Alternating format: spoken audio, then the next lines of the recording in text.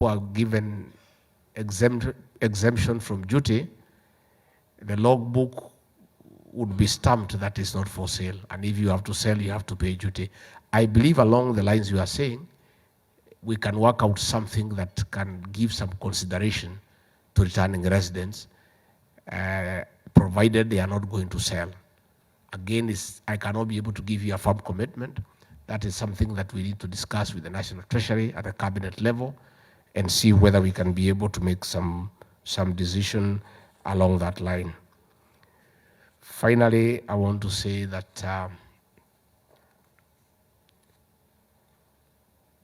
the President, in his wisdom, created the State Department of Diaspora Affairs within the bigger Ministry of Foreign Affairs because of the strategic importance of the diaspora people.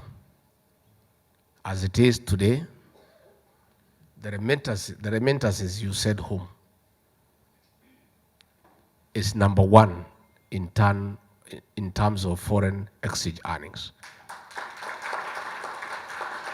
You are head of tourism, you are head of coffee, you are head of tea. We are aware that all of you, and indeed all people in all countries, love home and plan someday to come back home, which you must. And you would want to invest back home. We are aware that most of you have been victims of being conned by relatives and friends, especially relatives. Many people have sent money back home to their sisters, to their mothers, to their fathers, to buy them plots. And they take photographs of the neighbors and send to you. Others, they say, you send the money to beautify your house, and they keep on sending you photographs at every stage. The foundation, the walling, the rental, the roofing, all the way. But it's a neighbor's house. By the time you retire and you are coming back home with your family, and you have bought furniture to fit in your 4-bedroom house, you come back home to a shock. And there's nothing you can do. It's your mother, you can't take her to court. It's your brother, you cannot kill him. And then you are devastated. And you feel like you have lost it all. This State Department of Diaspora is meant to cure that one. A conversation, as the PR said, is going on creating a diaspora bond. The government wants to create an investment forum guaranteed by government for the people in diaspora. How you can invest back home in a safe manner and your savings are safe. We'll be mapping out credible real estate developers to work with the State Department of Diaspora Affairs that can build homes for people abroad, and the government will guarantee so that your money is safe, so that there is a framework within government that once you get some real estate developers to develop for you, the government will supervise and ensure that your investment is delivered. So that is going on. Again, I want to ask for your help. We need you to save at home. Other countries where we borrow money, they lend us money from savings from their countrymen. If you people agree with a good framework to save money at home, that is the money the government can borrow for development at an interest instead of going to China. We don't go to China because we like it. No. Unajua kikwetu wanasema buzi ya kupewa haiangaliwi kama iko na meno. So,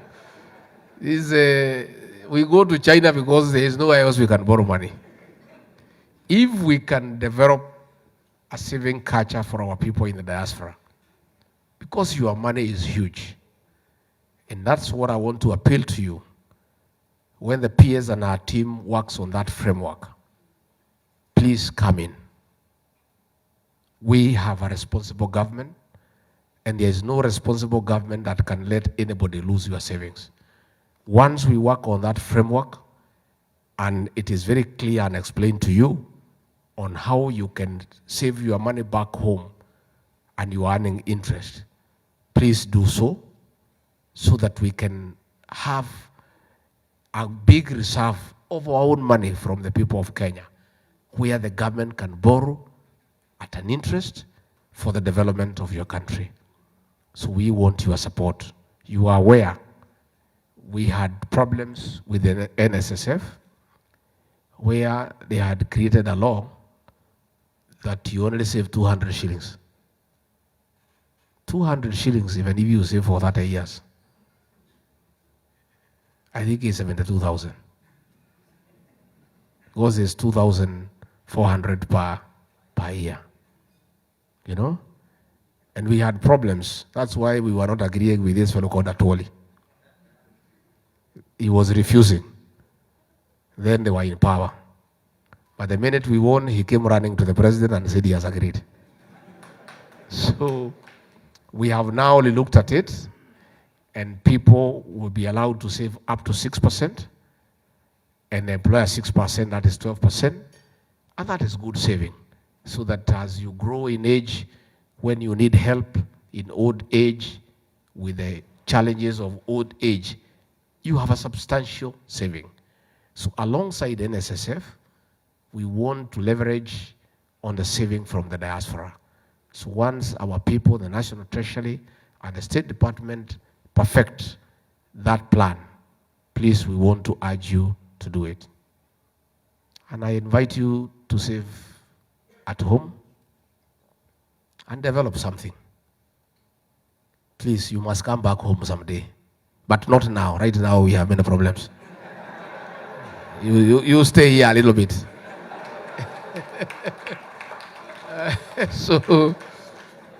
But ultimately, east or west, home is best.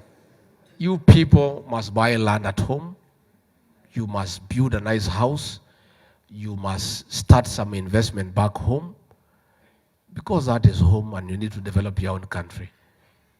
And you know, at the end of it all, you will have to prepare for retirement. Many people don't like discussing retirement. They like running away from retirement, just like our sisters like running away from age. And it's okay, there's no problem. Even ourselves, we like them when they look younger, and they should stay younger, but unfortunately, it is not possible to remain young. So we must also prepare. We must prepare. So I want to thank your association. We have had good news how organized you are. Where you have challenges, you are able to pull together. You have a fund, you have a circle. That is the way to go. I want to urge you that since you are in a foreign country, the only way to stay well and safe is to be a brother's keeper. Love each other. Yeah? You know, have comradeship, have companionship. Because it's only among yourselves.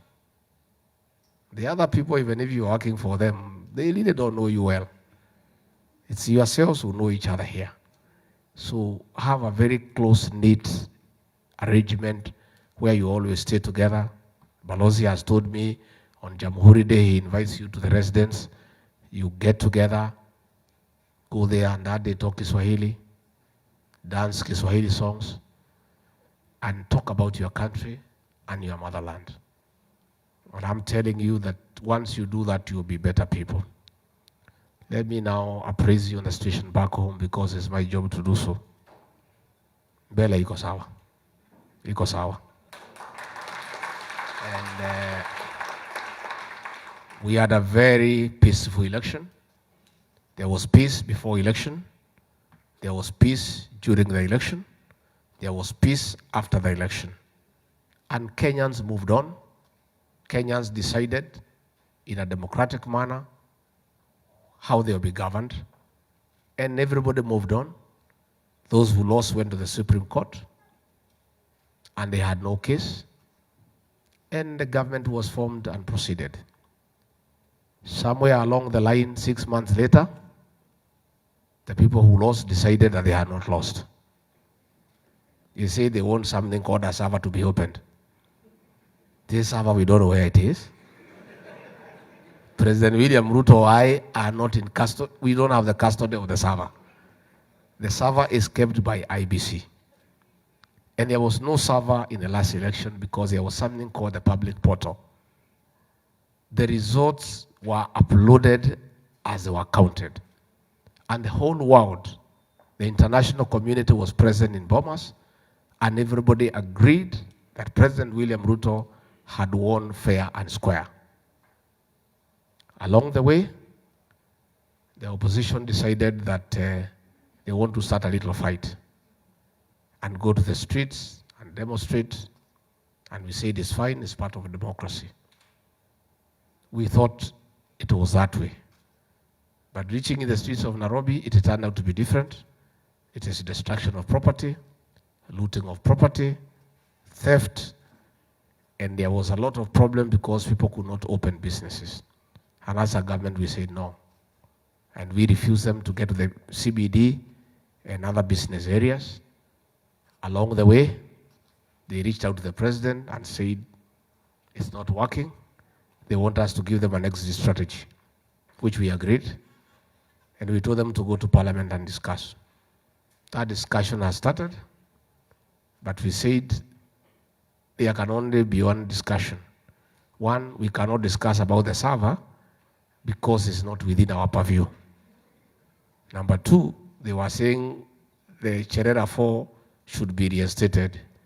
There is no constitutional framework to reinstate them because they resigned on their own. They were saying they want to discuss cost of living, a good thing, only that they were not sincere. Because when they were in government through the handshake, the cost of unga was 230, and they were not demonstrating then, and they were not making noise. The cost of unga has gone down to 180, 170. As of this morning, it's 159. So it's just an excuse. So if anybody wants to discuss the price of unga, the cost of living, there are constitutional provisions how to do it in the National Assembly, where the budget making process is done and they are represented in Parliament. Where the finance bill on taxation is discussed, they are represented in Parliament. So issues, cost of living, the arena of discussion is the National Assembly. So we are only left with one issue, the IBC. Let that discussion go on. And what will be the outcome?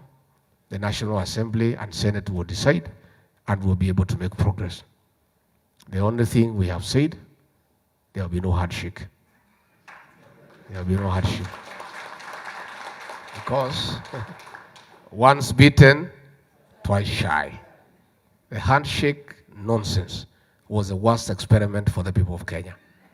Because it came up with a mongrel of a government. You don't know who is government, who is in opposition. So there was nobody to oversight government. And that led to plunder of resources and theft. COVID-19 billionaires, the haste of COVID-19, money meant for sick people was stolen at that time. There was nobody to say anything. Government was borrowing money at 14% from banks owned by those in government. There was nobody to say anything. 6.1 billion was stolen from Telcom. There was nobody to say anything. 34 billion shillings was stolen from fuel subsidy. There was nobody to say anything. President William Ruto is saying, a strong opposition is good for any country. We want a strong opposition. We don't want opposition to join government. Let the government remain in place and let a strong opposition keep the government in check. The president has written a memorandum to Parliament recommending that Parliament consider to create the office of the leader of official opposition so that the person who is today in opposition can criticize government from the dignity of parliament. He doesn't have to go to the streets. He doesn't have to wear a sufria on the head to check government. Let it be done in a dignified manner where he has government resources, he has researchers, he has staffers, he has vehicles, he has funds. Because a strong opposition is good for the country. So I want to assure you that the economy has started showing good signs of recovery. Because what the president has decided, and is the right thing he has done, is to subsidize production as opposed to subsidize consumption. When you subsidize consumption, it's not sustainable. But production can be sustained, and what the president has done is that he has given funds to subsidize the cost of fertilizer so that farmers can produce food at a lower cost, increase the yield, and lower down the cost of food. And with the rains that are going on, everything is working out very well. And we are hoping that if these rains continue the way they are, by September, we'll have a bumper harvest, and that will bring down the cost of food, and it will create and sustain food security. So the economy is showing good signs of recovery, and along the way, things will be much better. So our country is good. Everybody is busy. People are busy planting. It's only a few people who are talking about going to the streets. There are few, and that is normal. And also a little noise is not bad, so that we also don't sleep on the job. Yeah. What we are against is destruction of property. If only they could go to G Gardens and make noise from morning to evening and then go home. Come back the following day and continue. That is healthy. That is very healthy. What we are against is destruction of property. What we are against is stopping people from opening their businesses. That is what, as a responsible government, we cannot allow. And that one you must allow us. A few things here and there to make sure that nobody is destroying property. So I want to thank the High Commissioner here and the staff for the good job they are doing. I want to ask you to continue supporting the embassy. I want to ask you to continue interacting with them as they give you services. And I want to assure you that you'll see improved services once the State Department of Diaspora has been properly anchored. It is still at the establishment stages with teething problems here and there, but the PS is up and running. She's active, she's focused, and I'm sure that within a few months, you are going to start feeding the fruits of that State Department. So me, I want to wish you well, and the way the PS has said, the President has said, you people should go to the embassy and marry. Mine as a Kenyan is only to request you marry Kenyans if it's possible. Where it is not possible, you can marry foreigners, but also bring them home. You know, don't get married. Don't be married here. Wewe kama ni foreigner, ulete nyumbani. Hata kama ni bwana, is still okay. You can bring them home. So we encourage you to build strong families. We encourage you to stay close to each other. I want to introduce you to my spouse. Mnataka kumuona mama? She can come and say something. And then also, she can pray for you. You know, when you are in a foreign country, you need prayers. Si maisha ni ngumu kiasi. So that she can also pray for you to strengthen you. Pastor Dircas.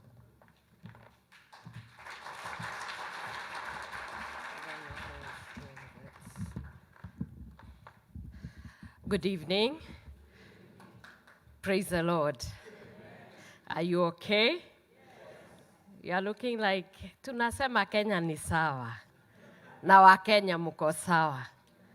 And it is okay, and it's gonna be okay. As long as you keep your faith and allow yourself to believe and to hope. Because if you see us standing here, we stood against hope. Hopeless situation, and everyone was speaking and they were saying it is not possible. but I know with God all things are. And thank you, Your Excellency, for the opportunity, the ambassador and the PS and our diaspora people, the professionals that have had, people who are able to live outside the country, and you just look like this is Kenya. I know that there is no greater gift than to have a free spirit that can be able to move from motherland and you come to another country, a foreign land, and you stay there united and maintaining your professionalism, being in unity. And that is the greatest gift that you can have, to be together.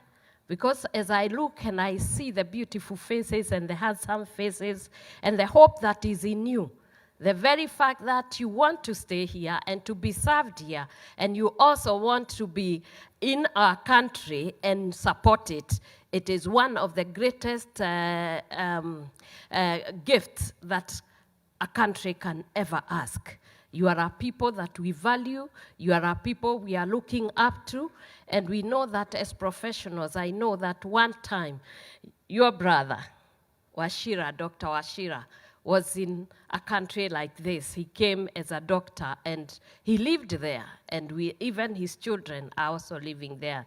And therefore, we feel with you and we are praying for you, and we know that where there is unity, God commands a blessing. And I know the unity that you are having, unity in coming together in circles that can be able to give you that synergy, that can help you to invest in one another and invest in this country and our country, Kenya.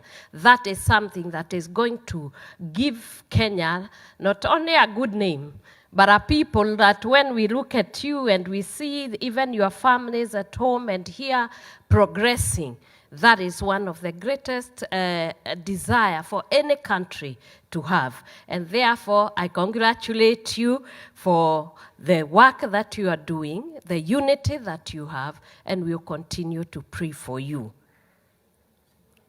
You can give me a good clap. You know, I was just listening when the PS said that love is in the embassy. And I was just thinking, maybe that is an opportunity for me to come and join marriages. You know, as a pastor, that is music to my ears. I want people to get married. I want balanced families, as you have heard. I'm the champion of the boy child, and I can see very many boy children around here. And we are thinking that as you do that, you pray for us and support the government so that we can be able to fight this drug, alcohol, and substance abuse menace. And because many of you are doctors, when you are home, we are starting rehabilitation of those young men who are in the gutter. We pray that when you come and you will volunteer in our rehab center so that we can validate the dreams of our young men and also the young women who have not been fortunate to access the kind of grace God has given us, and we can stand and be able to have the opportunity. So the government is trying and is doing very well. Our president and his deputy are working very hard to have that done. And therefore, God bless you and God honor you. I was told to pray for you, so I will pray for you. Do I pray now?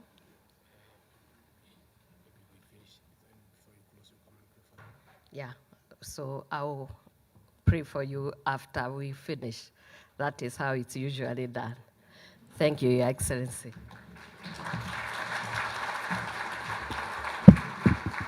So, nafikiri tumeshukuru sana.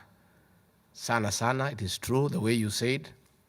When the President of South Africa came to Nairobi, President William Ruto, also a very tough negotiator, was able to negotiate. It was a 3-hour negotiation for us, for Kenyans to go to South Africa without visas. And therefore, you should be able to enjoy that facility so that you can be able to go to South Africa. We have many Kenyans there. There are many business opportunities. and we'll continue also engaging with other countries where we have interest.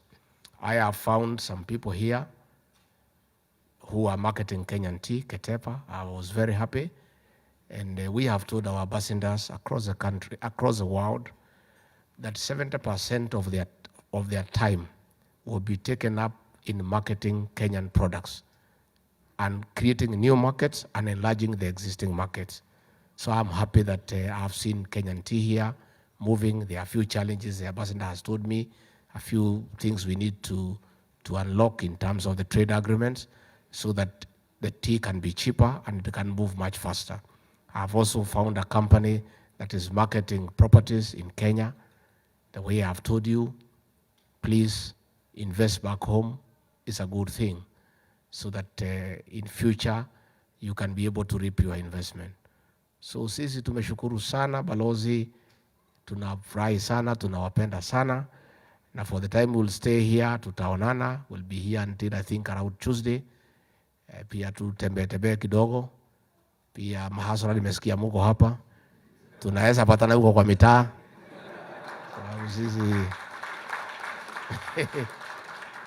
Sisi ni watu ya juu chini. Hatuna maringo na kiburi mingi. Hiyo maneno ni it's not a part of our life. Sisi ni watu ya chini. So tukipita humu mimi najua tutakutana. I want to thank you. May God bless you and bless you abundantly. Thank you.